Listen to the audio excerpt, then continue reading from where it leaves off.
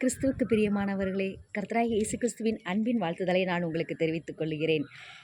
இன்னைக்கு ஆண்டவர் நம்ம கூட என்ன பேச விரும்புறாரு அப்படின்னா, என்ன ப்ராஃபட்டிக் வேர்ட் நமக்கு குடுக்குறாரு, நம்ப இன்னும் லைஃப்ல நம்ப இன்னும் எப்படி நம்ம நல்லா இருக்கணும் அப்படின்னு சொல்லிட்டு நமக்கு என்ன குடுக்குறாரு, வாக்குத்தத்தமா குடுக்குறாரு அப்படின்னா, அ உங்களை நெக்ஸ்ட் லெவலுக்கு இப்ப இருக்கிற லெவல விட நெக்ஸ்ட் லெவலுக்கு கொண்டு போக இயேசு விரும்புகிறார். உங்களை நெக்ஸ்ட் லெவலுக்கு கொண்டு போக விரும்பும் இயேசு கிறிஸ்து. அதுதான் இன்னைக்கு ஆண்டவர் உங்களோடு பேசுகிறார். பெ எல்லாருக்குமே வந்து நம்ம இருக்கிற நிலைமைய விட, இருக்கிற அந்த ஸ்டேட்டஸ விட நெக்ஸ்ட் லெவலுக்கு, இந்த லெவல விட நெக்ஸ்ட் லெவலுக்கு போகுறதுக்கு எல்லாருக்குமே வந்து என்ன இருக்கும்? விருப்பம் இருக்கும். அந்த விருப்பம் நம்மளுக்கு மட்டும் இல்லங்க, நம்மள படைச்ச ஆண்டவருக்கும் நமக்கு விருப்பம் இருக்கு. அதுதான் அவருடைய விருப்பமே. நம்ம நெக்ஸ்ட் லெவலுக்கு போய் நம்ம லைஃப்ல ஒரு முன்னேறிக்கிட்டே இருக்கணுங்கிறது தான் அவருடைய விருப்பமே. இன்னைக்கு இதே போல தான் இந்த பைபிள்ல ஒருத்தர் அப்படிதான் ஆண்டவர் இயேசு கிறிஸ்து போய் பார்த்து, அவரே சந்திச்சு, இன்னைக்கு அவரே உங்ககிட்ட வந்து உங்கள பார்த்து, நான் நெக்ஸ்ட் லெவலுக்கு நான் உன்ன கொண்டு போக விரும்புகிறேன் அப்படின்னு உங்கள பார்த்து பேசினது போல, வேதத்திலயும் ஒருத்தர போய் அவரே போய் பார்த்து, அவரே போய் என்ன பண்றாருன்னா, அவருக்கு நெக்ஸ்ட் லெவல கொண்டு போகிறாரு. அது என்ன சிச்சுவேஷன் நம்ம பார்க்கலாம். ஓகேவா? யார் அவரு? நம்ம நெக்ஸ்ட் லெவலுக்கு போறதுக்கு என்னெல்லாம் பண்ணணும் அப்படிங்கிறது அவருக்கு என்ன சொல்லிக் கொடுத்தாரு, அதை தான் நம்மளுக்கு சொல்லிக்கிறாரு. நெக்ஸ்ட் லெவலுக்கு நம்ம போகணும் அப்படின்னா நம்ம என்னென்ன பண்ணணும், அவருக்கு எப்படி நம்ம கீழ்ப்படியணும் அப்படிங்கிறத நமக்கு சொல்லிக் கொடுக்க போறாரு. ஓகேங்களா? யோவான் எழுதின சுவிசேஷம் 5ஆம் அதிகாரம் 8ஆம் வசனத்துல ஆண்டவர் சொல்றாரு, இயேசு அவனை நோக்கி எழுந்திரு, உன் படுக்கையை எடுத்துக்கொண்டு நட என்றார். இயேசு அவனை நோக்கி எழுந்திரு, உன் படுக்கையை எடுத்துக்கொண்டு நட என்றார். நம்ம வாழ்க்கையில், நம்ம லைஃப்பில் நெக்ஸ்ட் லெவலுக்கு போகணும், நம்முடைய லைஃப்பில் ஒரு முன்னேற்றம் வரணும் அப்படின்னா, இம்ப்ரூவ்மெண்ட் நம்மளுக்கு நம்ம லைஃப்பில் கிடைக்கணும், தெரியணும் அப்படின்னா நம்ம என்ன பண்ணணும்? எழுந்திருக்கணும். இப்போ இருக்கிற அந்த பேசிக் சிச்சுவேஷனை விட்டுட்டு, நம்மளை அந்த நிலையை விட்டுட்டு என்ன பண்ணணும்னா நம்ம எழுந்திருக்கணும். இங்கே இந்த இயேசு அவனை நோக்கி, யார் அவன் அப்படின்னா, அதே 5ஆம் அதிகாரத்தில் 5ஆம் வசனம் பாருங்க. 38 வருஷம் வியாதி கொண்டிருந்த ஒரு மனுஷன் அங்கே இருந்தான். 38 வருஷம் வியாதி கொண்டிருந்த ஒரு மனுஷன் அங்கே இருந்தான். படுத்திருந்த அவனை இயேசுவே போய் பார்க்குறாரு. அவன் வெகு காலமாய் வியாதிஸ்தன நன்று. வெகு காலம், 28 வருஷம்னா சாதாரண விஷயமா? அவனுடைய லைஃப்பில் பாதி வருஷம் ஓடிருச்சு. அறிந்து அவரே ஃபஸ்ட்டு போய் பார்க்குறாரு. அவரே பார்த்து அவருக்கு என்ன ப்ராப்ளம்னு அவரே போய் தெரிஞ்சுக்கிறார். அவன் சொல்லலை, அந்த வியாதிஸ்தன் கூப்பிடலை. எனக்கு 38 வருஷமாக நான் வியாதியாக இருக்கிறேன், என்னை வந்து பாருங்க இயேசுவேன்னு அவன் போய் கூப்பிடலை. என்னை அப்படின்னு அவனும் நான் 52 வருஷமாக வியாதியஸ்தனாக இருக்கேன்னு அவருக்கு போய் தெரிவிக்கவும் தெரியப்படுத்தவும் இல்லை. இவரே போகிறாரு. இவனுக்கு என்ன ப்ராப்ளங்கிறத அறிந்து கொள்கிறார். அதே போல தான் இயேசுவே இன்னைக்கு உங்ககிட்ட வந்து உங்களுக்கு என்ன ப்ராப்ளங்கிறத அவர் அறிந்திருந்ததுனால தான் உங்களுக்கு என்ன ப்ராப்ளம், உங்களுக்கு இப்போ என்ன வேணும் அப்படிங்கிறத தெரிஞ்சுக்கிறதுனால தான் உங்களுக்கு இப்போ என்ன வேணும் அப்படின்னா, உங்கள் வாழ்க்கையில் நீங்கள் நெக்ஸ்ட் லெவலுக்கு போகணும், உங்கள் வாழ்க்கை முன்னேறணும் அப்படிங்கிறத அவர் அறிந்து தான் இன்றைக்கி சொல்கிறாரு. உங்கள் வாழ்க்கையை நான் நெக்ஸ்ட் லெவலுக்கு, நீங்கள் விரும்பின மாதிரி உங்களை நான் நெக்ஸ்ட் லெவலுக்கு கொண்டு செல்ல போகிறேன் அப்படின்னு சொல்கிறாரு. அவரே அறிந்து அவனை நோக்கி, சொஸ்தமாக வேண்டுமென்று விரும்புகிறாயா என்று கேட்டார். 38 வருஷமாக ஒருத்தன் வியாதிஸ்தனாக இருக்கிறான் அப்படின்னா கண்டிப்பாக என்ன ஆகும்? அவனுக்கு கண்டிப்பாக ஏக்கம் இருந்திருக்கும். நம்மளும் மற்றவங்க போல் நடக்கணும், ஓடணும், எழுந்திரிக்கணும், நல்லா வேலை செய்யணும், உழைக்கணும், சம்பாதிக்கணும், சாப்பிடணும் அப்படிங்கிற ஆசைகளாக இருக்கும். அது கூட இல்லாட்டினா அட்லீஸ்ட் நடக்கவாது செய்யணும் அப்படின்னு ஒரு ஆசை இருந்திருக்கும், விருப்பம் இருந்திருக்குல்ல. வேறு எல்லாருக்குமே விருப்பம் இருக்கும். வியாதிஸ்தனாக இருந்தால் நான் சுகமாகணும் அப்படின்னு விருப்பம் இருக்கும். ஆனால் இவர் என்ன கேட்குறாரு? விரும்புகிறாயா அப்படின்னு கேட்குறாரு. அப்படின்னா என்ன அர்த்தம்? அவனுக்கு ஒரு காலத்தில் விருப்பம் இருந்துச்சு, நம்ம இந்த வியாதியிலேருந்து சுகமாகணும்னு ஒரு காலத்தில் விருப்பம் இருந்துச்சு. எப்போ ஒரு வியாதி வந்து ஒரு 2 வருஷம், 3 வருஷம், 4 வருஷம், 10 வருஷத்தில், மேபி 10 வருஷம் கூட என்ன ஆகும், நம்ம வியாதியிலேருந்து சுகமாயிடுவோன்னு அவனுக்கு விருப்பம் இருந்துச்சு.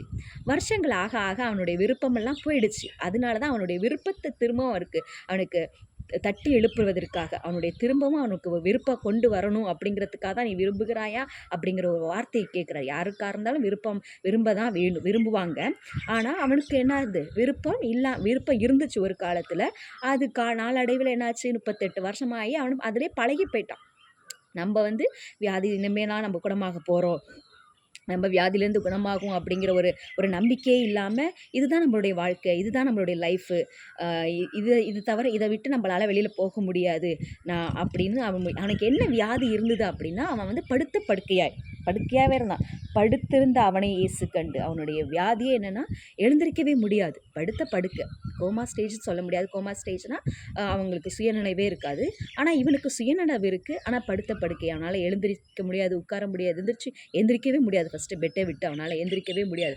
அப்படிப்பட்ட சூழ்நிலை இருந்தாலும் அவனுக்கு அப்படியே பழகி போயிடுச்சு. அந்த 38 வருஷத்தில் என்ன ஆச்சுன்னா, அது அவனுக்கு இதுதான் என்னுடைய வாழ்க்கை, இதுதான் என்னுடைய தலையெழுத்து அப்படிங்கிற அளவுக்கு அவன் என்ன ஆகிட்டான். அவன் வந்து அந்த இடத்துல அவன் கம்ஃபர்டபுள் ஆகி அப்படியே அந்த விருப்பமெல்லாம் போய் அவன் அப்படியே ஆகிட்டான். இப்போ இதே மாதிரி தான் நீங்களும் அந்த சூழ்நிலை இருக்கீங்க அப்படின்னா, உங்களோட பல வருஷமாக எனக்கும் ஆசை இருந்துச்சு, என்னுடைய லைஃப்பில் நானும் முன்னேறணும், நெக்ஸ்ட் லெவலுக்கு போகணும் அப்படின்னு சொல்லிட்டு விருப்பம் இருந்துச்சு.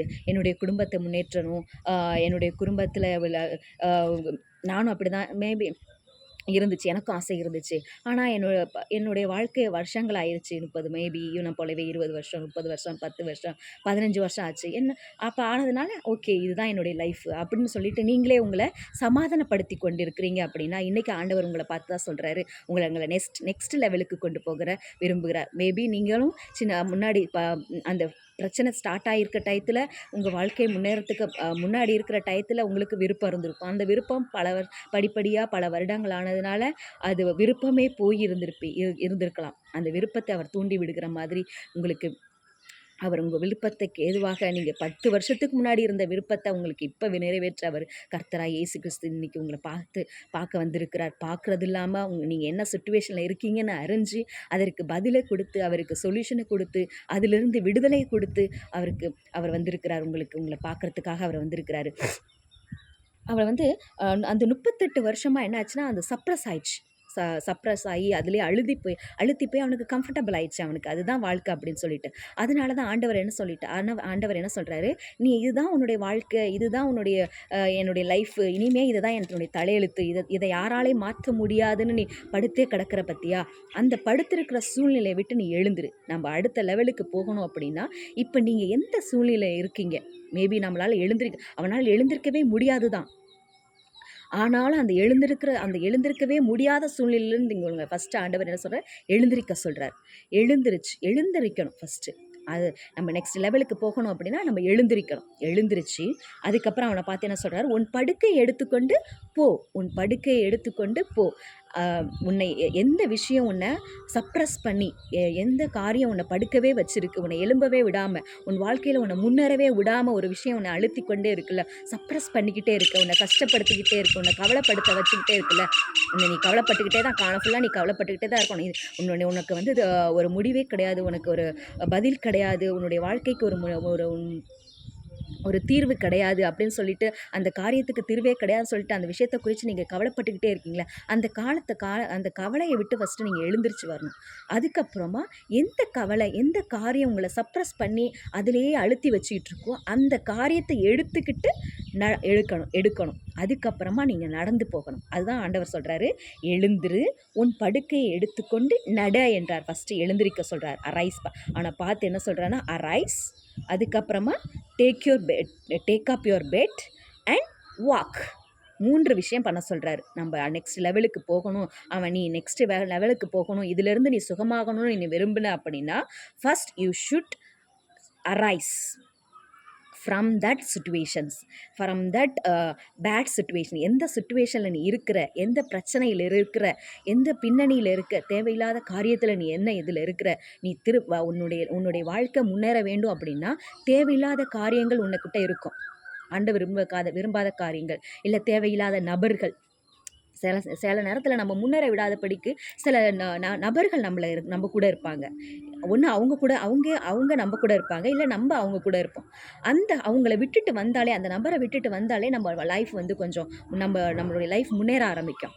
அது நிறைய பேர் அந்த மாதிரியான காரியங்களை சொல்லியிருக்கிறாங்க. நான் அவங்க கூட இருக்கிற வரைக்கும் என் லைஃப்பில் ஒரு முன்னேற்றமே இல்லை, நெக்ஸ்ட் லெவலுக்கே நான் போக முடியல, ஆனால் அவங்கள விட்டு நான் வந்ததுக்கப்புறம் என்னுடைய லைஃப் ரொம்ப நல்லா இருந்தது, டோட்டலாக மாறிடுச்சு அப்படின்னு நிறைய பேர் சொல்லியிருக்காங்க. ஸோ ஆண்டவர் அதை கூட சொல்லலாம். அதை கூட சொல்கிறாரு, உன்னோட லைஃப் நல்லா இருக்கணும், முன்னேறி போகணும் அப்படின்னா ஆண்டவருக்கு பிடிக்கமில்லாத, உன்னை முன்னேற்ற விடாதபடி சில நபர்கள் உன் கூட இருப்பாங்க. ஒண்ணு அவங்க கூட நீ இருக்கலாம், இல்ல நீ அவங்க கூட இருக்கலாம். அவங்கள விட்டுட்டு நீ வெளியில வா.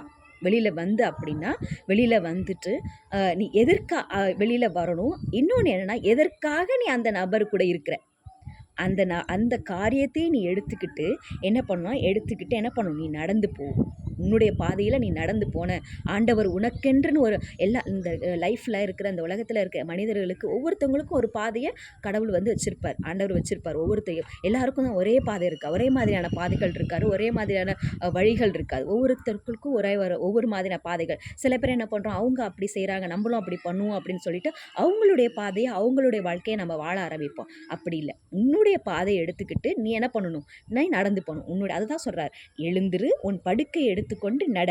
நீ எழுந்திருச்சு, அந்த பேட் சிச்சுவேஷன்லேருந்து எழுந்திருச்சு, உன்னை எது சப்ரஸ் பண்ணி உன்னை அழுத்துதோ அந்த இடத்துலேருந்து, அந்த உன்னை பிரச்சனைக்குரிய உன்னை பிரச்சனை பண்ண வச்சு, உன்னை வேதனைப்பட வச்சு, உன்னை கவலைப்பட வச்சு இருக்கிற அந்த இடத்துலேருந்து நீ எழுந்திருச்சு, எந்த காரியம் உன்னை வேதனைப்பட வைக்குது, எந்த காரியம் உன்னை முன்னேற விடாமல் தடுக்குது, எந்த நபர் உன்னை முன்னேற விடாமல் தடுக்கிறாங்களோ அதை விட்டுட்டு, அந்த இடத்துலேருந்து விட்டு, அந்த காரியத்தை எதற்காக அந்த நபரோட இருக்கிறியோ அந்த காரியத்தை நீ எடுத்துட்டு உன் பாதையில் நடந்த அப்படின்னா, கடவுள் உனக்கென்று வச்சிருக்க அந்த வழியில், உனக்கென்று வச்சிருக்க அந்த பாதையில், உனக்கென்று வச்சிருக்க வாழ்க்கையில் நீ நடந்த அப்படின்னா, நிச்சயமாக நீங்கள் நெக்ஸ்ட் லெவலுக்கு கண்டிப்பாக ஆண்டவர் உங்களை கொண்டு போவார்.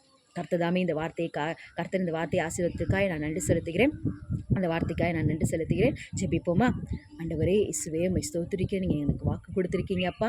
நான் உங்களை நெக்ஸ்ட் லெவலுக்கு கொண்டு போவேன்னு சொன்னீங்களே தகப்பனே. அப்பா இசப்பா, நாங்கள் எந்தெந்த நாங்கள் ஒவ்வொருத்தவங்களும் எல்லாரும் ஒரே மாதிரியான பிரச்சனைகளை நாங்கள் இருக்க மாட்டோம்ப்பா. ஒவ்வொருத்தவங்களும் ஒவ்வொரு பிரச்சனைகளை இருப்போம் ராஜா. அப்பா, அந்த பிரச்சனைகளிலிருந்து நாங்கள் ஃபஸ்ட்டு நாங்கள் எழுந்திருக்க எங்களுக்கு கிருபை கொடுங்க. அதற்கான தைரியத்தை எங்களுக்கு கொடுங்க. அதற்கான மனநிலைமையை எங்களுக்கு கொடுங்க. அதோடு மட்டும் இல்லாமல் அந்த இடத்த விட்டு நாங்கள் எழுந்திரிச்ச பிறகு இப்போ எந்த காரியங்களை சப்ரஸ் பண்ணி எங்களை அழுத்தி, எங்களை நோகடித்து, எங்களை கஷ்டப்படுத்துதோ அந்த காரியத்தை நாங்கள் எடுத்துக்கொண்டு எங்கள் பாதையில் நாங்கள் மட்டும் நடக்காமல் அந்த பாதையில் நடக்கும்போது நீங்களும் எங்கள் கூட வரும்போது வாங்க இயேசு சுவாமி, வந்து எங்களுக்கு ஜெயத்தை கொடுத்து, எங்களுக்கு வெற்றியை கொடுத்து, நாங்கள் எங்களுடைய வாழ்க்கையில் எங்களுடைய லைஃப்பில் நாங்கள் நெக்ஸ்ட் லெவலுக்கு போக எங்களுக்கு உதவி செய்யுங்க இயேசு சுவாமி. நீரே ஆசீர்வாதங்க பலப்படுத்துங்க இயேசு நாமத்தில் பிதாவே, ஆமென். God bless you all. கர்த்தர் உங்களை ஆசீர்வதிப்பாராக. நிச்சயமாக உங்களை ஆண்டவர் நெக்ஸ்ட் லெவலுக்கு ஆண்டவர் கண்டிப்பாக கூட்டிகிட்டு போவார். கூட்டிகிட்டு போகிறதுக்காக தான் உங்கள்கிட்ட பேசுகிறார்.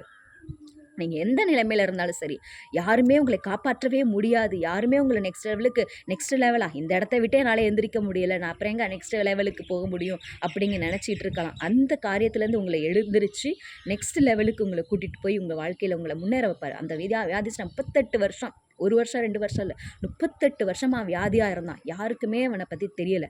ஆனால் அவரே அவனுடைய இடத்துக்கு போய் அவனுக்கு என்ன பிரச்சனைங்கிறதை அவர் கண்டுபிடிச்சி அந்த பிரச்சனையை விட்டு அவனுக்கு பிரச்சனையிலிருந்து விடுதலை கொடுத்து, பதிலை கொடுத்து அவனை நடக்க வச்சார்.